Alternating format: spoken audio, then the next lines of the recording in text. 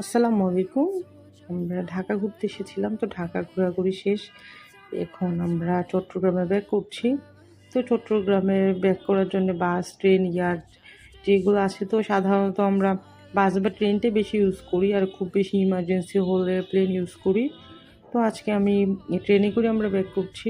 তো আমাদের টিকিট আগে থেকেই করা ছিল সুবর্ণ এক্সপ্রেসে।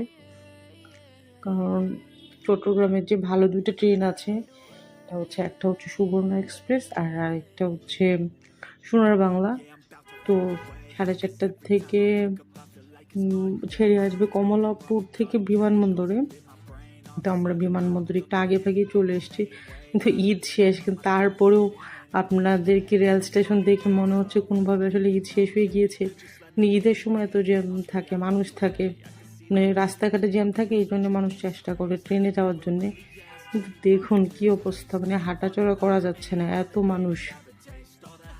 এর মধ্যে আসলে ভিডিও করাও রিস্ক, কারণ যে কোনো সময় টান মারতে পারে হাত থেকে।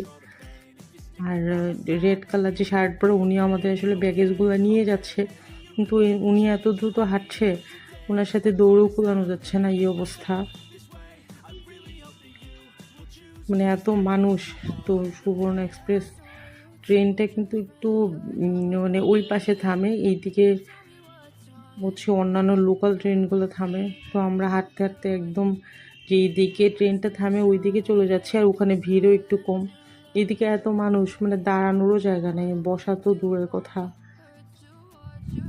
তো আপনারা যারা বাংলাদেশে ঘোরাফেরা করেন সবাই আসলে বিমানবন্দর রেলওয়ে স্টেশনের গুরুত্বটা জানেন। কারণ বাংলাদেশে আপনি যে কোনো প্রান্তেই যান, আপনাকে বিমানবন্দর রেলওয়ে স্টেশন অথবা কমলাপুর হয়েই যেতে হবে ঢাকা থেকে অন্যান্য জায়গায়। এই জন্যে এই স্টেশনটি খুবই গুরুত্ব বহন করে।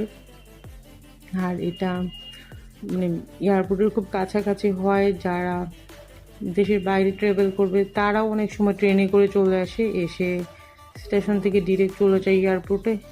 এই জন্য এইখানে ভিড়টা এমনিতেও একটু বেশিই থাকে।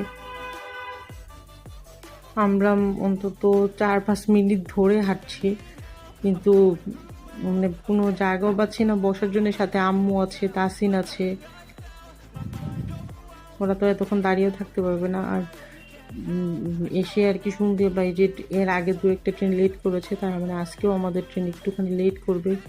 যদিও সুবর্ণ এক্সপ্রেস ট্রেন লেট করে না, কিন্তু আজকে করার পসিবিলিটি আছে।